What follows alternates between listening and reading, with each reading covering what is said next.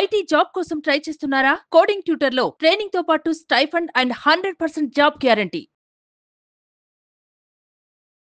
Welcome to Suman TV. నేను మీ Suman TV. నాకు కోల్కతా ఇన్సిడెంట్కి సంబంధించి ఇవాళ నభన్న ర్యాలీ ఒకటి జరిగింది. అండ్ దాంతోపాటు సందీప్ ఘోష్ అండ్ సందీప్ రాయ్కి సంబంధించినటువంటి అప్డేట్స్ అయితే కొన్ని రావటం జరిగాయి. అయితే ఇవాళ జరిగినటువంటి ఈ ర్యాలీలో చాలామంది అంటే మెగా స్టూడెంట్స్ రావటం జరిగింది. బయటికి వాళ్ళ గొంతుని వినిపించడం జరిగింది. We want justice for hour daughter అని హ్యాష్ ట్యాగ్ పెడుతూ ఉన్నారు. అండ్ ఒక్కొక్క వాయిస్ కూడా రైజ్ చేస్తూ ఉన్నారు. People versus Mamata, resign Mamata from the voice of India అని చెప్పేసి కొంతమంది హ్యాష్ ట్యాగ్ పెట్టి మరి ముందుకు వెళ్తూ ఉన్నారు.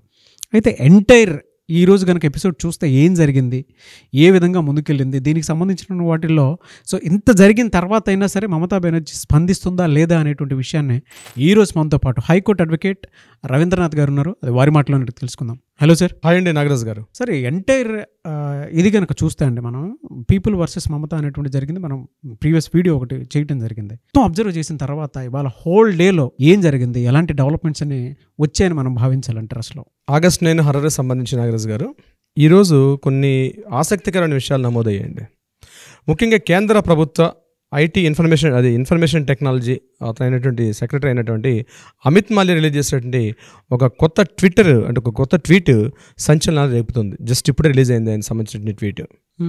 విశేషం ఏంటంటే, ఎవరైతే మనం కల్ప్రిట్ అనుకుంటున్నామో సంజయ్ రాయ్ సంబంధించి ఆ రోజు కల్ప్రిట్ యొక్క అన్ని వెహికల్స్ అన్నీ కూడా సీజ్ చేశారు. అంటే ఆయన వెహికల్, ఆయన బిలాంగింగ్స్ అన్నీ కూడా సీజ్ చేశారు. అయితే ఈరోజు సిబిఐ వాళ్ళు కొన్ని విషయాలు దాచిపెట్టారు అని చెప్తూ ఆయన ఈరోజు ఒక ట్వీట్ చేశారు. ఆ ట్వీట్లో ఏముందంటే, సంజయ్ రాయ్ వాడుతున్నటువంటి బైక్ ఏదైతే ఉందో ఆ bike number Calcutta police commissioner పేరు మీదుగా ఉంది. కలకత్తా పోలీస్ కమిషనర్ పేరు మీదుగా సంజయ్ రాయ్ వాడుతున్న బైక్ ఉంది. సో ఇది కొత్త కాన్స్పిరసీకి దారితీసింది. అంటే కలకత్తా పోలీస్ కమిషనర్ బైక్ని సంజయ్ రాయ్ వాడుతున్నాడంటే దీని వెంబడి చాలా విశేషాలు ఉన్నాయి. సిబిఐ వీటిని బయట పెట్టట్లేదు. మమతా బెనర్జీ, ఎవరైతే వినీత్ గోయల్ అతని పేరు, ఆ కమిషనర్ పేరు, వీళ్ళందరూ కలిసి నిత్యం రోజు మాట్లాడుకుంటున్నారని, అదేవిధంగా వాళ్ళ ఫోన్ను కూడా మనం ట్యాప్ చేస్తే మరికొన్ని విషయాలు బయటకు వస్తాయని, అదే కాకుండా ఇమ్మీడియట్గా పోలీస్ కమిషనర్ని కూడా తీసుకొని ఇందులో అరెస్ట్ చేసి అతనిని కూడా లై డిటెక్టర్ చేస్తే ఇంకా మరికొన్ని విషయాలు బయటకు వస్తాయి. ఇది చిన్న విషయం కాదు, చాలా కాంట్రవర్షియల్ ఇష్యూ అండి. మన సంజయ్ రాయ్ అని చెప్పుకున్న వ్యక్తి యొక్క బైక్ ఆ పోలీస్ కమిషనర్ పేరు మీదుగా ఉండడం ఒక కొత్త విషయాన్ని బయటకు తీసుకొచ్చాడు ఆయన. అమిత్ మాల్యా గారి యొక్క ట్వీట్లో ఉంది. అయితే ఇదే చెప్తూ ఆయన మరొక విషయాన్ని కూడా తెలియపరచడం జరిగింది. ఏంటంటే, ఈ అమ్మాయి పల్మనాలజిస్ట్ అంటే చెస్ట్కి సంబంధించినటువంటి డిపార్ట్మెంట్ అది. సో ఎక్కువగా ఈ ముఖ్యంగా ఈ ఆర్జికర్ మెడికల్ కాలేజీలో పల్మనాలజీ అంటే ఏంటి, ఆ చెస్ట్కి సంబంధించిన డిపార్ట్మెంట్ 3rd ఫ్లోర్లో జరిగింది. అంటే ఈ అమ్మాయి 3rd ఫ్లోర్లో ఏదో చూడకూడని విషయాలు మనం చాలాసార్లు చెప్పుకున్నాం. అంటే ఇక్కడ టీబీ డ్రగ్స్ రిలీజ్ అవుతుంటాయండి. రాష్ట్ర ప్రభుత్వం నుంచి టీబీకి ఒక ప్రత్యేక శాఖ ఉంది. ఆ టీబీకి సంబంధించిన డ్రగ్స్, ఒరిజినల్ డ్రగ్స్ అన్నీ కూడా విదేశాలకు వెళ్ళిపోతున్నాయని, కేవలం కంటామినేటెడ్ అండ్ నకిలీ మందులు మాత్రం ఇక్కడ చాలా ఉన్నాయని చెప్పి ఈ అమ్మాయికి తెలిసి ఉండొచ్చు. సో ఆయన అమిత్ మాల్యా గారు చెప్పిన విషయం ఏంటంటే, ఖచ్చితంగా పల్మనాలజీ డిపార్ట్మెంట్లో ఉన్నటువంటి ఆ సందీప్ ఘోష్ ఏదైతే చేశాడో ఆ డ్రగ్స్ మాఫియా అని అంటున్నాం. సో ఒక కీ పాయింట్ రిలీజ్ అయింది. ఆ పల్మనాలజీ డిపార్ట్మెంట్లో చాలా డ్రగ్స్ కుంభకోణం జరిగింది. ఎందుకంటే రాష్ట్ర ప్రభుత్వం చాలా ఎక్కువ మొత్తంలో ఖర్చు పెడుతుంది. రెండే రంగాలు, ఒకటి ఎయిడ్స్ మీద ఖర్చు పెడుతుంది, అలాగే టీబీ వ్యాధుల మీద ఎక్కువగా ఖర్చు పెడుతుంది. అందులో కొన్ని కోట్ల రూపాయల కుంభకోణం జరిగింది. ఆ విషయం బహుశా ఈ అమ్మాయికి తెలిసి ఉండొచ్చు. అది తెలిసే ఈ అమ్మాయిని ఇమీడియట్గా మిగిలిన విషయాలన్నీ కూడా అంటే మిగిలిన విషయాలు రాయలేదు, మనం దాన్ని డీటెయిల్ చేస్తున్నాం. మనం ఇది ఏదో అంతరంగికంగా జరిగిందని అమిత్ మాల్యా ట్వీట్లో, జస్ట్ ఇప్పుడు వచ్చిన ట్వీటర్లో మనకు తెలిసిన ఇన్ఫర్మేషన్ ఏంటంటే ఇది జరిగి ఉండవచ్చు. సిబిఐని, ఎందుకంటే మమతా బెనర్జీకి కాన్స్పిరసీ ఉంది అక్కడ జరుగుతున్న విషయాల మీద. మమతా బెనర్జీకి పోలీస్ కమిషనర్కి మధ్య డైలీ కాంటాక్ట్స్ ఉన్నాయి. ఇమ్మీడియట్గా ఆయన తీసుకొని మీరు ఆయన్ని లై డిటెక్ట్ చేస్తే కొత్త విషయాలు బయటకు వెలుగులోకి వస్తాయని చెప్పి ఆయన ట్వీట్ బహుశా సంచలనాలు రేపుతోంది నాగరాజ్ గారు. ఇది కాకుండా సందీప్ ఘోష్ విషయానికి వస్తే, నిన్న ఆల్రెడీ ఒక ఎఫ్ఐఆర్ చేశారు. ఆయన ఫైనాన్షియల్ ఇరెగ్యులేటరీస్ మీద ఒక ఎఫ్ఐఆర్ నమోదు చేశారు. అంతకుముందు ఆగస్టు 9 హర్రర్ మీద మరొక ఎఫ్ఐఆర్ నమోదైంది. ఇది కాకుండా ఈరోజు ఆయన మీద ఈడీ కూడా చేశారండి. ఎన్ఫోర్స్మెంట్ డైరెక్టర్ వారు మరొక ఎఫ్ఐఆర్ని జస్ట్ ఈవినింగ్ అరౌండ్ 3:30, 4 o'clock ఈరోజు ఆయన మరొక ఎఫ్ఐఆర్ నమోదైంది. చూడండి, ఒక్కొక్క డిపార్ట్మెంట్ బయట వెలుగులోకి వస్తుంది. ఇదంతా ఎలా వస్తుందండి, ఎలా సాధ్యపడింది? ప్రజాస్వామ్యంలో బ్యూరోక్రాట్స్ ఫెయిల్ అయినప్పుడు, రాజకీయ నాయకులు కేవలం ఒక డిక్టేటర్స్గా పనిచేసినప్పుడు మాత్రమే ఇలాంటి అవకతవకలు జరుగుతాయి. ఈ అవకతవకలు జరిగిన ప్రజాస్వామ్య ప్రభుత్వంలో ప్రజలు ఎలుగెత్తి చాటినప్పుడే ఇట్లాంటి ఒకటి వెలుగులోకి వస్తాయి. సత్వరం న్యాయంతో పాటు సరైన న్యాయం కావాలని చాలాసార్లు అనుకున్నాం మనం. ఈ కోల్కతా కేసు ఏదైతే జరుగుతుందో, ఈ trainee doctor rape and murder case సంబంధించి కొత్త మార్పులు వచ్చే నాందివాచకాలు పలికే అవకాశం ఉంది. అందులో భాగంగా ఈరోజు యావత్ వెస్ట్ బెంగాల్ ఉన్నటువంటి వైద్య అధికారులు కావచ్చు, మెడికల్ డిపార్ట్మెంట్ సంబంధించి ప్రతి ఒక్క సెక్షన్ డిపార్ట్మెంట్స్ అందరూ కూడా, ఇంక్లూడింగ్ మెడికల్ కాలేజెస్లు, ఆ స్టాఫ్ నర్సులు అందరూ, అంగన్వాడీ కార్యకర్తలు అందరూ కూడా ఒక మూకుమ్మడిగా ఈరోజు అక్కడ నిబనా హౌస్ మీద అటాక్ వచ్చినప్పుడు గవర్నర్ ఆదేశాలు కూడా క్లియర్గా చెప్పాడు, వాళ్ళ మీద మీరు ఎటువంటి చర్యలు తీసుకోవద్దు, వాళ్ళు శాంతియుతంగా వస్తున్నారని గవర్నర్ చెప్పినప్పుడు కూడా వాటిని పక్కన పెట్టి 90 మందిని అరెస్ట్ చేశారు. ఈరోజు నిరసనకారులు 90 మంది అరెస్ట్ చేశారు.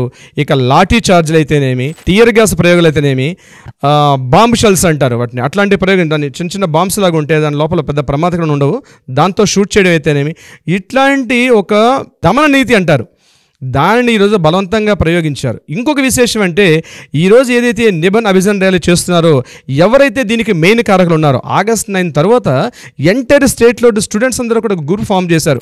వెస్ట్ బెంగాల్ ఛాత్ర సమాజ్ అని చెప్పి ఒక గ్రూప్ను ఫామ్ చేసుకొని, అంటే తమ వాయిస్ని మొత్తానికి వెలుగెత్తి చాటుతున్నారు. దానికి సంబంధించి ఈ యొక్క ఎంటైర్ దీన్ని తనకున్నటువంటి రాజకీయ అధికారంతో మమతా బెనర్జీ తొక్కి పెట్టాలనుకుంటున్నారు.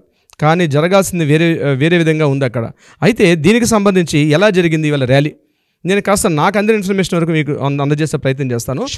మార్నింగ్ 8:30 ఆ టైంలో వీళ్ళు హౌరా బ్రిడ్జ్ వైపు సుమారుగా ఒక 7,000 మంది నిరసనకారులు ప్లకార్డ్స్ ధరిస్తూ, ఇండియన్ నేషనల్ ఫ్లాగ్స్ని ధరిస్తూ, అందరూ కూడా జస్టిస్ ఫర్ అభియాన్ చెప్తూ, అందరూ కూడా నిరసనకారులు మెల్లగా అక్కడి నుంచి ట్రావెల్ చేసుకుంటూ ఈ యొక్క నిబన్నా హౌస్కి వచ్చారు. నిబన్నా హౌస్కి, నిబన్నా హౌస్ అంటే వెస్ట్ బెంగాల్లో ఉన్నటువంటి సెక్రటేరియట్ యొక్క పేరు నిబన్నా హౌస్. నిబన్ అన్నది ఏంటంటే అక్కడ ఒక ట్రెడిషనల్ ఒక ఫెస్టివల్ మనకు బోనాల్లాగా ఉంటుంది కాబట్టి వాళ్ళ సాంప్రదాయ విలువలతో కూడిన ఒక పేరుని ఆ యొక్క సెక్రటరీకి పెట్టారు. వెస్ట్ బెంగాల్లో మెయిన్ ఇంపార్టెంట్ అంటే టోటల్ గవర్నమెంట్ డిపార్ట్మెంట్స్ అన్నీ కూడా ఒకే కాంపౌండ్లో ఉంటాయి. ప్రతి సెగ్మెంట్ కూడా, ఇంక్లూడింగ్ మమతా బెనర్జీ క్యాంప్ ఆఫీస్తో సహా secretariat, irrigation, Panchayati Raj, police departments అన్ని సెగ్మెంట్స్ ఒకే కాంపౌండ్లో ఉంటాయి.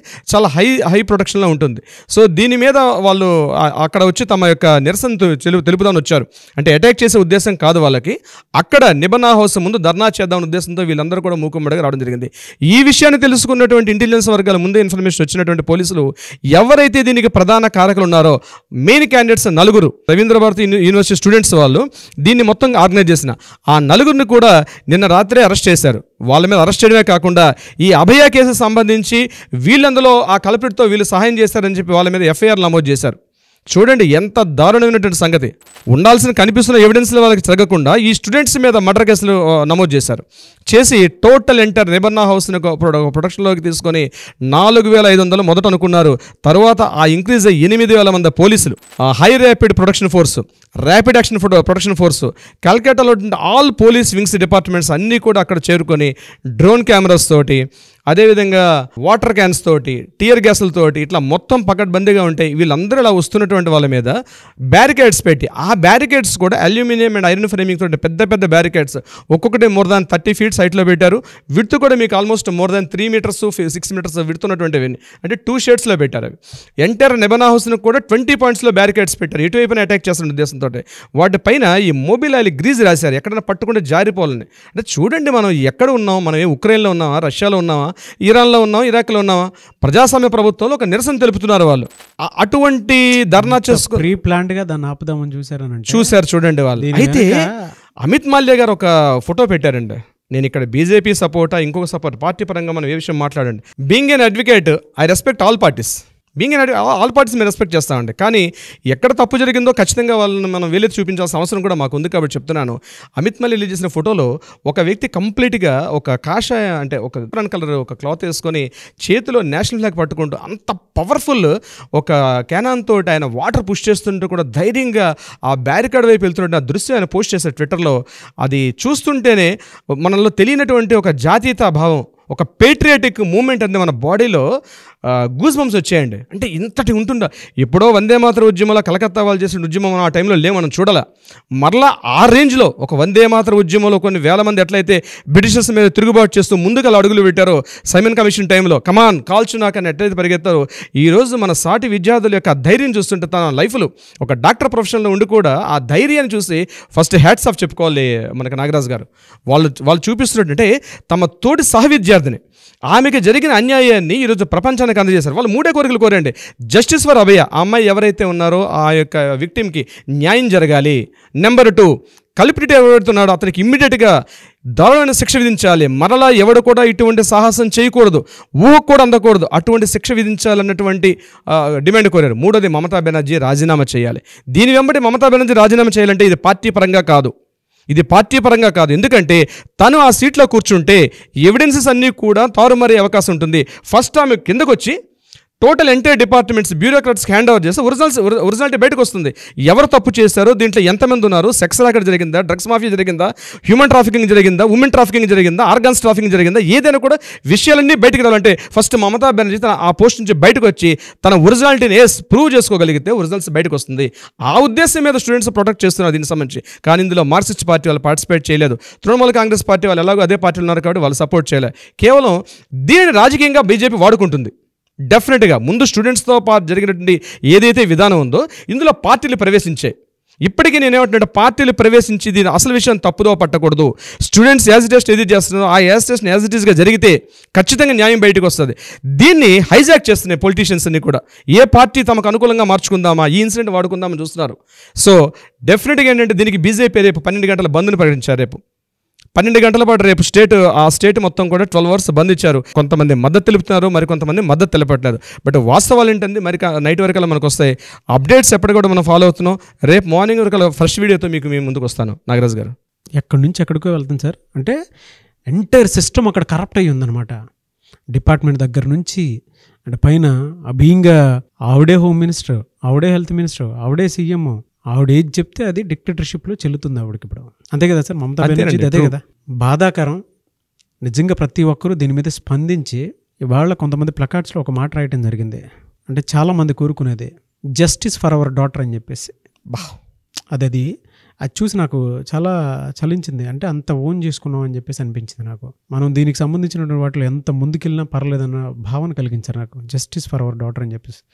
Resign Mamata Banerjee, this is India's voice, India voice ఇది అని చెప్పేసి కొంతమంది ప్లకార్డ్స్ పెట్టుకుని అరుస్తూ ఉన్నారు.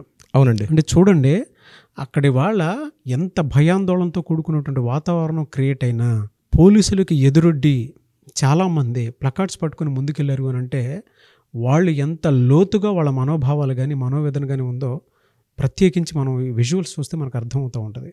అవునండి. అసలు ఇది ఎక్కడికో వెళ్తుందండి. దీనికి సంబంధించినటువంటి వాటిల్లో కేంద్రం జోక్యం చేసుకొని దీనికి సరైన సత్వర న్యాయం జరగాలని ఆల్రెడీ సుప్రీంకోర్టు ట్రయల్స్లో ఉంది. జ్యుడిషియల్ కస్టడీలో 14 days ఇతను ఉన్నాడు కాబట్టి సో ప్రతి దాంట్లోనూ కొత్త తప్పుదోవ పట్టించేటువంటి విషయాలే బయటకు వెళ్తూ ఉన్నాయి కాబట్టి డెఫినెట్గా దీనికి సంబంధించి entire system nation west Bengal వైపు చూసి ఏ విధంగా అయితే సత్వర న్యాయం జరగాలని కోరుకుంటూ ఉందో దేశం మొత్తం మమతా బెనర్జీ వైపుకి, పీపుల్ వర్సెస్ మమతా బెనర్జీ, ఇది ఎలా ముందుకెళ్తుంది అనేది ఈ ఒక్క ఇన్సిడెంట్ని బట్టి చెప్పొచ్చు మనం. ప్రతి ఒక్కరు జస్టిస్ ఫర్ అవర్ డాటర్ అని చెప్పేసి కింద కామెంట్ బాక్స్లో కూడా పోస్ట్ చేసింది కూడా నేను చూశాను. అండ్ ప్లకార్డ్స్ పట్టుకుని ముందుకెళ్ళింది కూడా చూశాను. మన ఇంట్లో విషయము, మన ఇంట్లో పాపకి అన్యాయం జరిగింది, ఎలా అయినా సరే న్యాయం జరగాలి అని చెప్పేసి ప్రతి ఒక్కరు వాళ్ళ రోడ్డు మీద కూర్చి మరి ధర్నాలు కాదు సార్, ర్యాలీలు. సుప్రీంకోర్టు కూడా ప్రత్యేకంగా ఇది మేము సుమోటోగా ఎందుకు తీసుకున్నామని ఒక ప్రెస్ నోట్ రిలీజ్ చేశారండి. దానికి సంబంధించిన కూడా మేము మ్యాటర్ని ఇన్ఫర్మేషన్ గ్యాదర్ చేసుకుంటున్నాను. వీలైతే నెక్స్ట్ వీడియోలో సుప్రీంకోర్టు ఈ కేసుని ఇంత ప్రెస్టీజియస్గా సుమోటోగా ఎందుకు తీసుకున్నాం అన్న విషయాన్ని చాలా క్లియర్ డిస్క్రిప్షన్ ఇచ్చారు. రేపటి వీడియోలో దీనికి సంబంధించిన మన ఇన్ఫర్మేషన్ ఇచ్చే ప్రయత్నం చేద్దాం. డెఫినెట్గా sir. Anyway sir, thank you అండి. Thank you so much sir. Great knowledge and great అంటే కేస్ స్టడీని కూలంకషంగా మీరు తీసుకున్నటువంటి ప్రతి డీటెయిల్ కూడా ఎంతో అద్భుతంగా చెప్తూ ఉన్నారు. అంటే ఇలా ఉంది, ఇది నిజం అని చెప్పేసి చెప్పడంలో మీరు ఏమాత్రం సందేహించట్లేదు. అది చాలా బాగా అంటే త్వరగా న్యాయం జరగడానికి ఉండే విధంగా ప్రతి ఒక్కరు ఎదురు చూసేటువంటి దాన్ని కూడా జస్టిస్ నమ్మండి డెఫినెట్గా వస్తుందని చెప్పేటువంటి ఆశాభావాన్ని మీ మాటలను బట్టి అర్థమవుతుంది. తప్పనిసరిగా కొత్త శకానికి, చట్టాల్లో రూపకల్పనకి, శాసనాల్లో రూపకల్పనలకి, రాబోయే మన భవిష్యత్ తరాలకి మాత్రం ముఖ్యంగా ఈ మహిళలు ఎవరైతే ఉన్నారో వీళ్ళు హ్యాపీగా వాళ్ళు వృత్తి ఉద్యోగాల్లో హ్యాపీగా చేసుకోవడానికి కఠినమైనటువంటి వాళ్ళని ఏమైనా టచ్ చేస్తే అమ్మో ఇంత భయంకరంగా చట్టాలు ఉంటాయా అన్నట్టుగా చట్టాలు వచ్చే అవకాశం ఉంది. దీని మీద టోటల్ వ్యవస్థ పనిచేస్తున్నారు. ఇది ఒక రాక్షసత్వానికి, ఒక మంచికి చెడుకు జరుగుతున్నటువంటి ఒక యుద్ధం. విశేషం ఒక మీకు కంక్లూజన్ చెప్తాను నాగరాజు గారు. దసరా పండగ ఉత్సాహంగా చేసుకుంటారు కలకత్తాలో. అవును, ఎంటైర్ త్రూఅవుట్ వెస్ట్ బెంగాల్లో. ప్రతి ఏటా ప్రభుత్వం ఎవరైతే ఆ కమిటీస్ ఉంటాయో దుర్గా నవరాత్రులు చేసే కమిటీస్కి ఎవ్రీ ఇయర్ ఒక స్పాన్సర్షిప్ ఇస్తారు. 85,000 రూపాయలు ఫండింగ్ ఇస్తుంది స్టేట్ గవర్నమెంట్. అది ఎప్పటి నుంచి నడుస్తుంది. ఈరోజు రాబోతున్న దసరా 2024 దసరాకి సంబంధించిన కొన్ని కమిటీలు ఉన్నాయి. ఆ కమిటీలో ఉన్నటువంటి ఒక్కొక్క ఏరియా పండల్స్, మన ఎంత అయితే హైదరాబాద్లో గణేష్ పండల్స్ ఎట్లా చేస్తామో అదేవిధంగా ఈరోజు వాళ్ళు వాలంటీర్గా ఎంటైర్ స్టేట్ మొత్తం బయటకు వచ్చి మేము చేసుకునే దుర్గా పూజ నవరాత్రి అమ్మవారు సంబంధించింది ఈ రాష్ట్రంలో అమ్మకే, తల్లికే, మా సిస్టర్కి, మా ఇంట్లో అమ్మకి ఇలాంటి సంఘటన జరిగింది కాబట్టి మాకు రాష్ట్ర ప్రభుత్వం ఇస్తున్నట్టు అదైతే 85,000 రూపాయలు ఉన్నాయో మాకు అవసరం లేదని చెప్పి వాళ్ళు రిటర్న్ లెటర్ రాశారండి. బా, అంతకంటే అవమానం ఇంకోటి ఏముంటుంది సార్? అసలు ఏదో మన పెత్తనం ముందు కదా చలాయించుకోవాలి అనుకునేటువంటి చలామణిలోకి తీసుకువెళ్ళాలి అనేటువంటి దౌర్భాగ్యంలో ముందుకెళ్తున్నారు. కానీ జరగాల్సింది మాత్రం చాలా డ్యామేజ్ చూస్తారు నిజంగా ఉన్న గవర్నమెంట్.